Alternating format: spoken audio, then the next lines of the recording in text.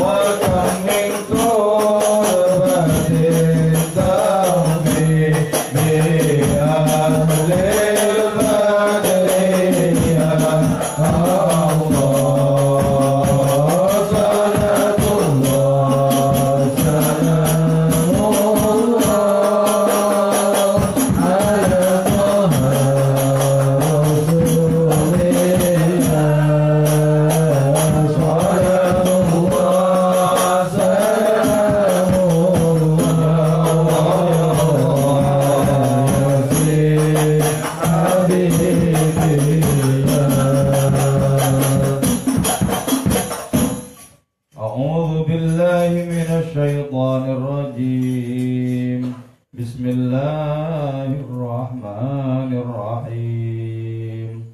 Walillahil masyriq wal maghrib, fa aynama tuwallu fathamma wajhullah. Innallaha wasi'un alim. Allah.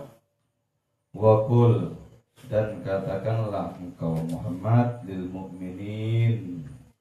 Wa qul, dan katakanlah lil mu'minin, bagi orang-orang beriman, ya akmalar rusul, wahai paling mulianya utusan, tasliyatan sebagai hiburan lahum bagi mereka.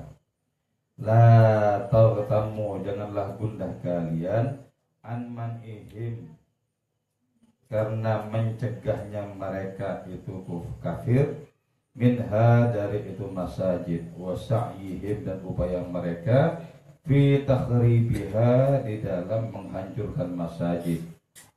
Wala tahsuru, dan janganlah membatasi kalian tawajjuhakum, terhadap tawajuh kalian ilallah, kepada Allah, fil amkinatil maksudati, pada tempat-tempat yang ditentukan. Bal, bahkan lillahi, ialah bagi Allah, al-mutajalli, yang bertajalli, Allah fil afaq, pada cakrawala, al-masyriqu, adapun timur, wal maghribu, dan barat. Fahuma, maka adapun keduanya, timur dan barat, kinayatani, ialah dua kinayah, antara fa'il alam, dari dua ujung alam. Fa'ina madwalu, maka kemanapun engkau menghadap, tawajjahu, menghadap engkau nahwa, terhadap Allah, fathama, maka di sanalah wajhullah, adapun wajah Allah. Ay, artinya zatuhu, zat Allah. Ilhuwa muntahal jihad, ilhuwa, karena adapun itu zatuhu, muntahal jihad, ialah puncak dari segala arah, muhitun, meliputi, biha, terhadap jihad. Innallaha, sesungguhnya Allah Ta'ala, wasi'un, ialah maha luas, ajal pasti, min antuhita, dari hendaknya meliputi, bihi, kepada Allah, al-qulub, apa hati, illa man, kecuali orang, wasa, yang meluaskan, hu, kepada man Allah, siapa Allah, bilutbihi, dengan kemahalembutan Allah, kama akhbar, sebagaimana mengabarkan siapa Allah subhanahu wa ta'ala, biqaulihi, dengan hadis qudsinya, la yasa'uni, tidaklah bisa meliputi, mencakup nih kepadaku, arti apa bumiku, wala sama'i, dan tidak pula langitku, bal yasa'uni, bahkan bisa mencakup nih kepadaku, qalbu abdi, apa hati seorang hambaku, al-mu'min, yang beriman. Sebelum ayat ini dijelaskan tentang upaya orang-orang yang zalim, orang-orang yang kufur, mencegah orang-orang beriman datang ke masjid, mencegah orang-orang beriman untuk mendekat kepada Allah. Mereka ini adalah rintangan-rintangan bagi kebaikan-kebaikan. Nah, dalam rangka menghibur orang-orang beriman, kemudian Allah berfirman, walillahil masyriqu wal maghrib. Nah, karena itu firman Allah kepada nabinya sebagai akramur rusul itu adalah la tartamu an manihim. Wahai kalian orang-orang beriman, janganlah gundah hanya karena kalian itu dihalang-halangi, dicegah untuk mendekatkan diri kepada Allah di masjid. Kenapa? Karena sesungguhnya menghadapkan diri kepada Allah itu tidak terbatas di tempat-tempat tertentu. Artinya apa? Untuk beribadah kepada Allah, untuk sampai kepada Allah, yang bisa kita pakai tidaklah hanya masjid, tidak saja mushola, tidak saja majelis mujahadah dan lain semacamnya. Seluruh tempat ini di bumi ini bisa dipakai untuk memfokuskan diri kepada Allah, dan seluruh arah itu sesungguhnya di situ kita bisa menemukan Allah. Kenapa? Karena zat Allah itu mencakup seluruh arah. Jadi kita bisa menyaksikan seolah-olah ke timur tidak ada batas, ke barat tidak ada batas. Kita tidak mengetahui di mana paling ujung dari segala ruang ini. Tapi yang kita saksikan luas itu sesungguhnya dicakup oleh kemahaluasan dan Allah. Nah sebab itu sebenarnya kita menghadap kemana saja, sejatinya kita menghadap kepada Allah. Wong digenggam oleh Allah, diliputi oleh Allah. Bagaimana mungkin kemudian ada satu arah di mana kita luput menghadapkan diri kepada Allah? Nggak mungkin. Jadi kalau Ka'bah itu kiblat yang disyariatkan ketika kita sholat wajib menghadapkan diri ke sana. Tapi untuk menghadap kepada Allah itu tidak hanya ke sana sebenarnya. Tidak hanya ke sana. Sebab zat Allah itu adalah muntahal jihad, puncak dari seluruh arah. Arah kemana saja itu puncaknya itu Allah. Tapi ya, tidak saja di puncak segala arah itulah kita menemukan Allah. Pada diri kita, kita bisa menemukan kehadiran Allah. Pada makhluk-makhluk di luar diri kita, kita juga bisa menemukan Allah. Ini membutuhkan adanya olah rasa. Olah rasa. Ketika rasa rohani kita olah, kita pertajam, maka kemahadekatan Allah itu bisa kita nikmati. Bisa kita nikmati. Tapi ketika hati kita lebih tertarik kepada makhluk-makhluk, maka semakin sulit kita untuk merasakan Allah Ta'ala. Maka karena itu Allah wajib kita nomor satukan sehingga menjadi kesadaran dalam diri kita yang senantiasa berkobar-kobar. Orang yang kesadarannya Allah, pastilah orang ini merasakan Allah. Dan kalau orang merasakan Allah, hadapkan wajahnya kemana saja. Maka yang dirasakan, yang ditemukan, yang dihadapi cuma Allah Ta'ala semata-mata. Nah karena itu, kalau kita misalnya dari dulu hanya meyakini menghadap Allah itu iman ke kiblat, kita harus dirubah. Dalam kita meyakini bahwa menghadap Allah itu hanya tertuju ke Ka'bah, itu dirubah. Itu kiblatnya ketika kita sholat. Adapun kiblat hakikat di mana kita setiap saat menghadapkan diri kepada Allah, maka seluruh arah adalah kiblat. Seluruh arah adalah kiblat. Kenapa? Kalau sholat itu kok wajib menghadap ke Ka'bah sana? Fawalli wajhaka syatral masjidil haram. Kenapa? Karena syariat itu menghendaki adanya keseragaman dalam beribadah. Sehingga dengan adanya keseragaman dalam beribadah itu kita bisa menemukan keutuhan umat Islam. Jadi kalau haji ya memang ke sana, nggak mungkin ke tempat lain. Ya. Tapi ketika kita memasuki hakikat, ya, kita memasuki kesunyian batin kita masing-masing dalam hubungannya dengan Allah, dalam percintaannya dengan Allah, kita memasuki sebuah kemungkinan yang lebih luas. Kita memasuki ruang rohani yang lebih luas. Kalau sudah memasuki personalitas kerohanian kita, lebih luas lagi. Tidak terfokus kepada kiblat yang berupa Masjidil Haram itu, tidak. Ini berarti apa? Pencarian, perburuan secara hakiki untuk sampai kepada Allah berarti sesungguhnya bisa lewat apa saja, bisa menghadap ke arah mana saja. Ke arah mana saja. Arah ini adalah bukti keterbatasan. Dan karena Allah tak terbatas, tentu saja Allah itu melampaui seluruh arah, meliputi seluruh arah. Karena Allah itu tidak terbatas. Bahkan seluruh arah di dunia ini seperti hanya satu titik di genggaman kemahaan Allah Subhanahu wa Ta'ala. Di sini kenapa kok disebut itu timur dan barat? Walillahil masyriq wal maghrib. Allah itulah yang memiliki timur dan barat. Karena timur dan barat itu merupakan kinayah, merupakan ungkapan yang menunjuk kepada ujung dari alam. Jadi paling baratnya barat, paling timurnya alam. Jadi artinya apa? Semua yang ada di sebelah barat dari diri kita, yang ada di sebelah timur diri kita, semuanya itu milik Allah Ta'ala. Semuanya milik Allah Ta'ala. Dan di dalam ayat-ayat lain itu Allah menyebut timur dan barat dengan tasniyah ya. Rabbul masyriqain wa Rabbul maghribain. Ini pakai mufrad ya. Allah punya timur dan barat, satu timur dan satu barat. Tapi Rabbul masyriqain, Rabbul maghribain, Allah itu Tuhan dua timur dan Tuhan dua barat. Terus ada lagi Rabbul masyariq wal magharib. Allah yang memiliki banyak timur dan banyak barat. Apa maksudnya? Kalau disebut dengan idiom tasniyah, Rabbul masyriqain, Rabbul maghribain, Allah memiliki dua timur, timurnya musim panas dan timurnya musim dingin.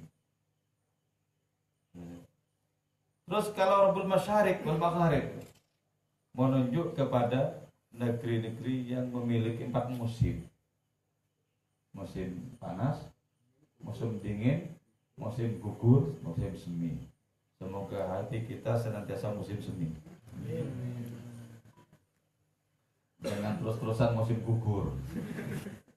Jadi musim semi ketika hati kita sudah mulai bergembira menghadap kepada Allah Ta'ala, itu berarti jiwa kita musim semi. Jadi Rabbul masyriq wa Rabbul maghribain, Rabbul masyariq wal magharib, walillahil masyriq wal maghrib, itu menunjukkan bahwa segala sesuatu yang berkaitan dengan arah, dengan tempat, dengan ruang, itu sesungguhnya adalah berada dalam genggaman Allah Subhanahu wa taala. Maka karena itu jangan terlalu tertarik kepada ruang dan makhluk-makhluk yang menghuni ruang.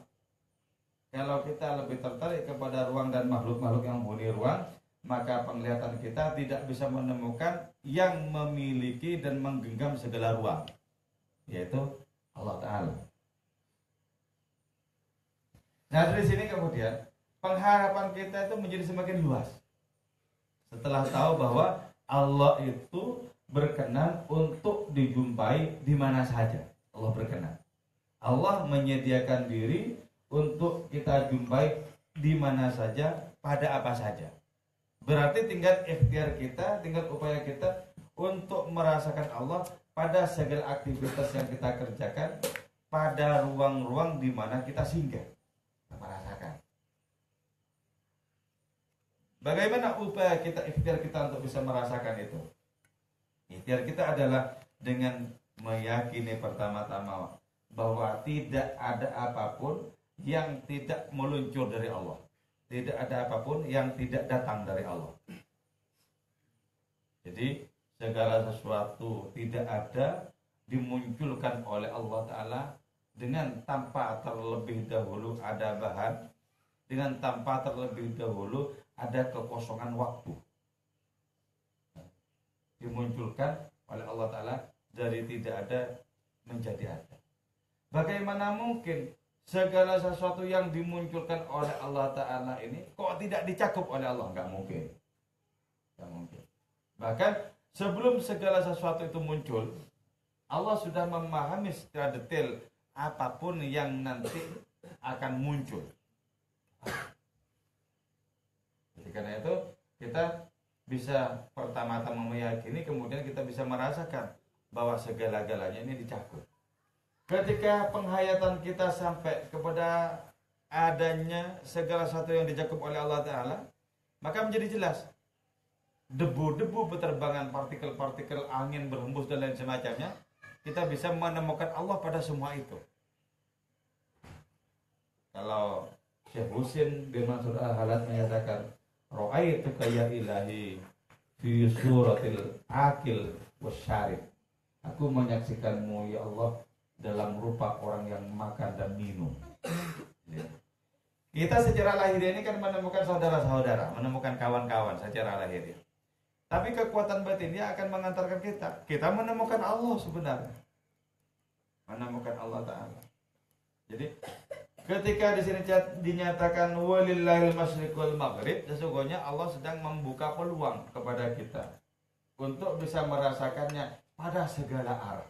Dari mulai yang terdekat sampai yang terjauh. Dan arah terjauh disebut itu kenapa? Karena Allah itu adalah muntahal jihad, puncak dari segala arah yang bisa dicapai oleh manusia maupun yang tak bisa dicapai oleh manusia. Innallaha wasi'un alim. Allah itu dengan demikian maha luas. Maha luas itu gimana? Allah tidak bisa direngkuh oleh akal pikiran manusia. Tidak bisa direngkuh. Seluruh umat manusia dikumpulkan kejeniusannya, intelektualitasnya, terus disuruh memikirkan Allah, sampai protol akalnya tidak bisa mendapatkan kesimpulan yang utuh tentang Allah. Tidak bisa. Kenapa? Karena keterbatasan, tak mungkin untuk bisa merengkuh yang tak terbatas. Tidak mungkin. Nah, kecuali hati yang oleh Allah Ta'ala diluaskan. Jadi ada hati orang yang diluaskan oleh Allah sampai bisa menampung Allah.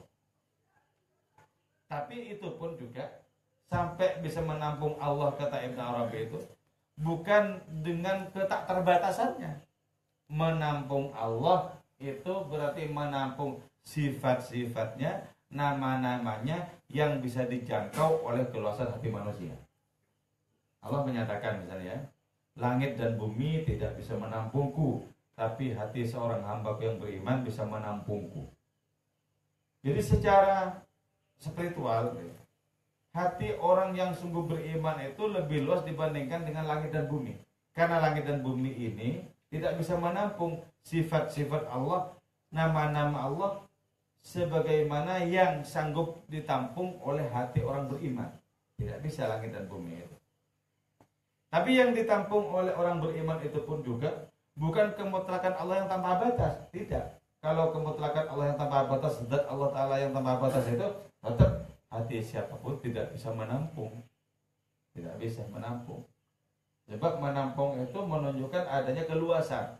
Misalnya cangkir menampung kopi, berarti cangkirnya lebih luas dibandingkan kopi yang ada di cangkir itu. Jadi yang bisa ditampung oleh hati orang beriman itu adalah sifat-sifat Allah Ta'ala secara global. Nama-nama Allah Ta'ala secara global itu bisa ditampung. Dan ketika hati bisa menampung Allah Ta'ala itu, nanti orang ini, pemilik hati ini, memiliki tindakan-tindakan yang mencerminkan kehadiran Allah Subhanahu wa Ta'ala. Dan yang paling banyak, yang paling luas menampung Allah itu tak lain adalah nabinya, yaitu Rasulullah Muhammad SAW. Beliau yang paling banyak ulaan tentang Allah, sehingga orang-orang mendapatkan petunjuk di dunia ini lewat perantara beliau. Tidak ada satupun orang beriman yang mendapatkan petunjuk yang tidak lewat perantara beliau. Tidak ada. Karena itu adalah kekuatan untuk menampung yang jauh lebih luas dibandingkan dengan kekuatan orang lain. Kata Syekh Abu Yazid Bustami begini, ketika saya menyelami samudra ma'rifat, samudra ketauhidan, saya berjumpa dengan ma'rifatnya Rasulullah. Saya berjumpa dengan tauhidnya Rasulullah. Tapi antara saya dengan Rasulullah dibatasi oleh 1000 hijab yang saya tidak bisa merobek hijab itu walaupun hanya satu. Berjumpa, ngelihat, tapi batasnya itu sampai 1000 hijab. Bayangkan, kalau orang sekelilingnya Syekh Abu Yazid Bustami saja yang kewaliannya sangat mengagumkan, itu masih ada 1000 hijab antara beliau dengan Rasulullah. Betapa Nabi itu adalah samudra terluas dari kalangan makhluk yang paling banyak menampung sifat-sifat Allah, paling banyak menampung akhlaknya Allah Ta'ala. Nah, karena itu Nabi kemudian memberikan kepastian, man ro'ani faqad ra'al haq.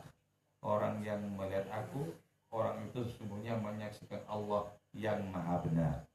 Dan kalau hati orang tidak terkunci menyaksikan Nabi, pasti orang ini dapat petunjuk. Pasti dapat petunjuk kalau hatinya tak terkunci.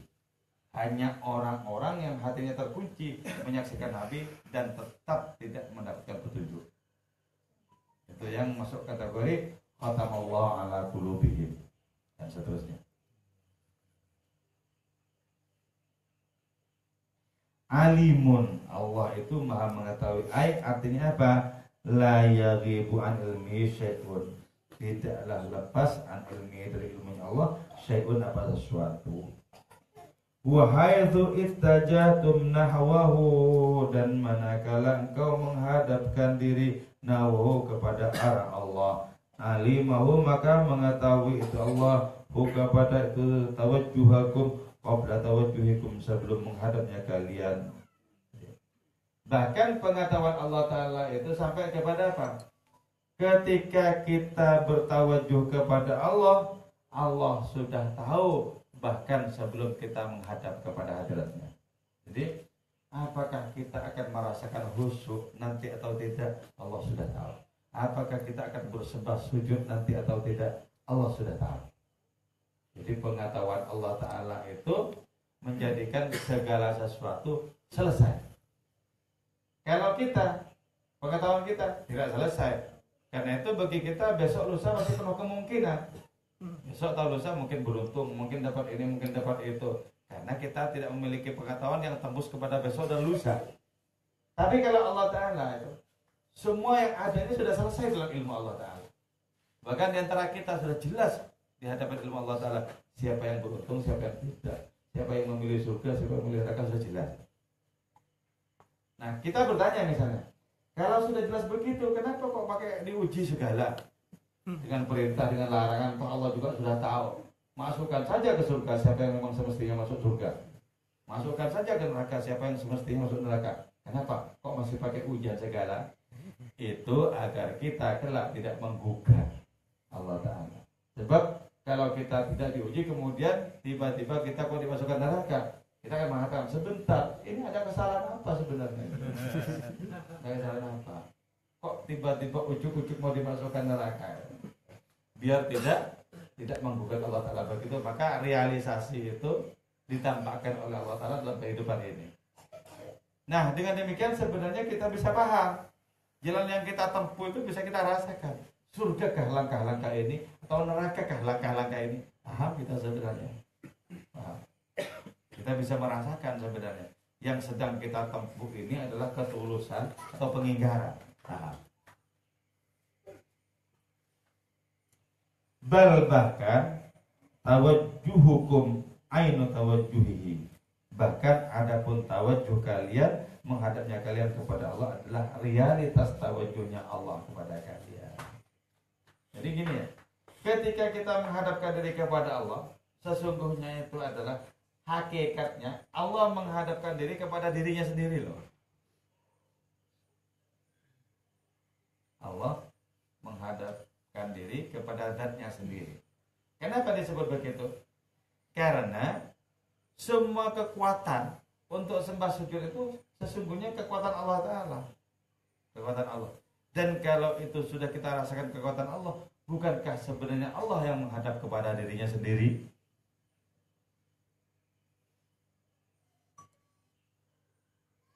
Karena itu ya, orang-orang yang sudah merasakan setiap kebaikan itu adalah Allah pelakunya, orang ini senantiasa menyaksikan satu arah, bukan dua arah. Kalau kita mungkin beranggapan ibadah itu terdiri dari dua arah, yaitu kita yang melaksanakan, Allah yang menerima. Jadi ada pihak yang beramal, ada pihak yang mengabulkan amal. Dua. Bagi kita itu dua. Sebagaimana kalau kita berdoa itu kan terdiri dari dua. Kita yang berdoa di sini dan Tuhan yang mengabulkan di sana. Dua. Sebenarnya itu satu. Cuman kelihatannya dua. Bagi orang yang ma'rifat kelihatannya satu. Kelihatannya itu satu. Karena itu ya, kalau tafsirnya Ibnu Arabi, walladzi yusolli alaikum, dialah Allah yang sholat kepada kalian. Nah ini Kalau di dalam tafsir yang lain kan huwallazi yusolli, dialah Allah yang memberikan rahmat kepada kalian. Kalau Ibnu Arabi, dialah Allah yang sholat kepada kalian. Artinya apakah Allah menyembah kita? Bukan itu maksudnya. Tapi Allah sholat kepada kita, Allah lah yang memiliki energi sholat itu, kemudian dihadapkan kepada kita. Dan setelah dihadapkan kepada kita, kita menghadap kepada Allah lewat energi tadi. Itu yang disebutkan wallazi yusolli alaikum. Wallazi yusolli alaikum. Dan itu dalam hadis qudsi itu Allah menyatakan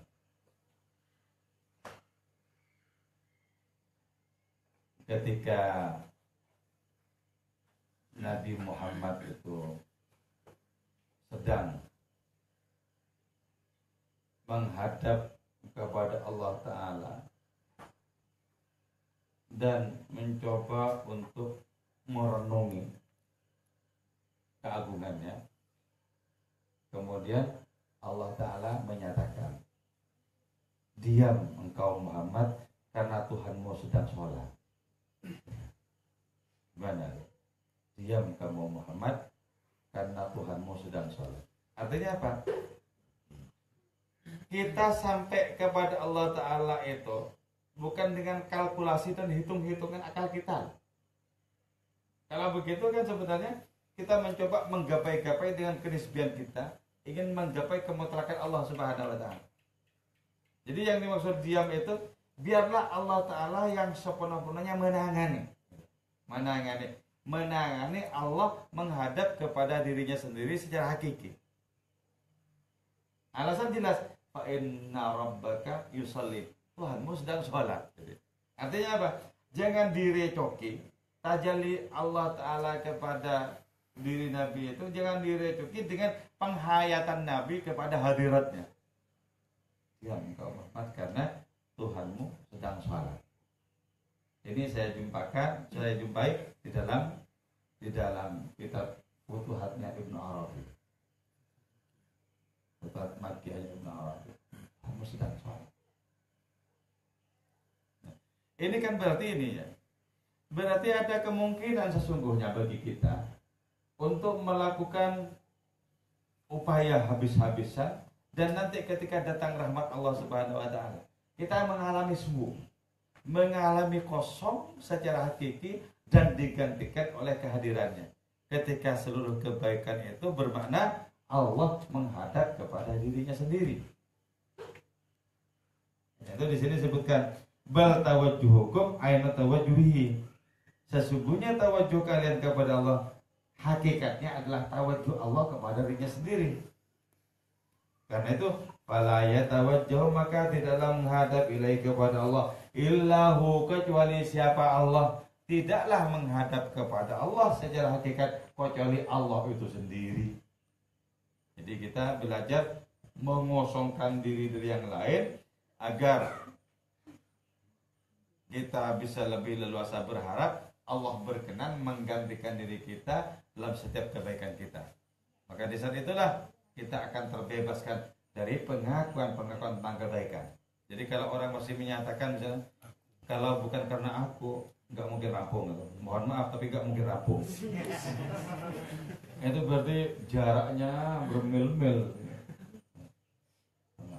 Kalau tidak kena bantuanku, mohon maaf, nggak mungkin lulus. Itu menunjukkan betapa hijab itu sangat tebal. Kenapa? Masih ada pengakuan tentang dirinya, walaupun itu kebaikan. Ada pengakuan. Kalau tidak aku yang mendamaikan dua kelompok itu habis hancur karena pertikaian. Jadi akunya itu lebih kuat. Saya punya kawan di Jawa Timur menjadi kiai. Kiai campur dukun. Dia bercerita dengan nada dasar yang sangat rendah.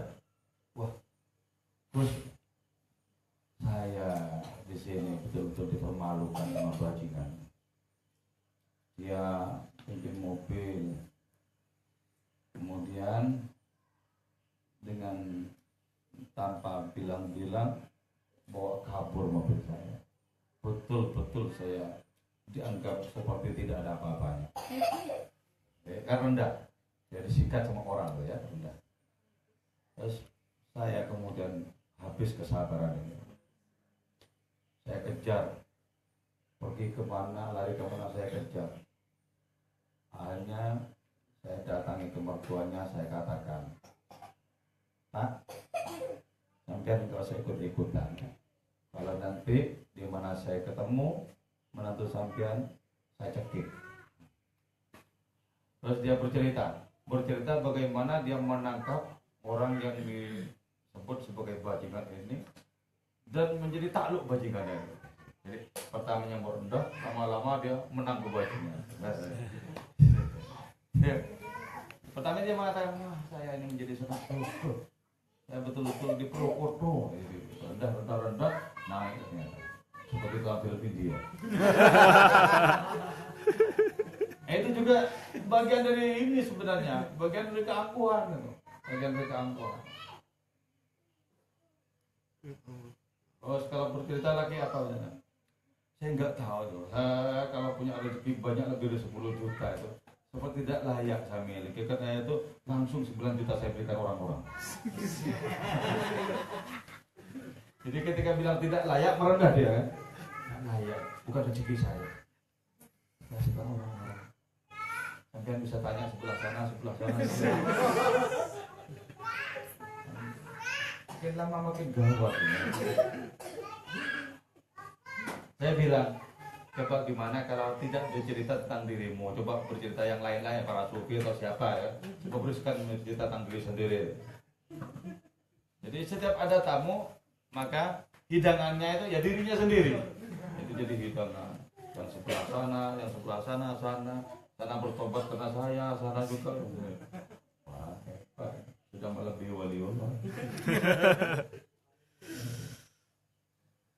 Padahal fala yatawajjahu ilaihi illahu, maka tidaklah menghadap kepada Allah kecuali siapa Allah. Fa'ilnya adalah huim.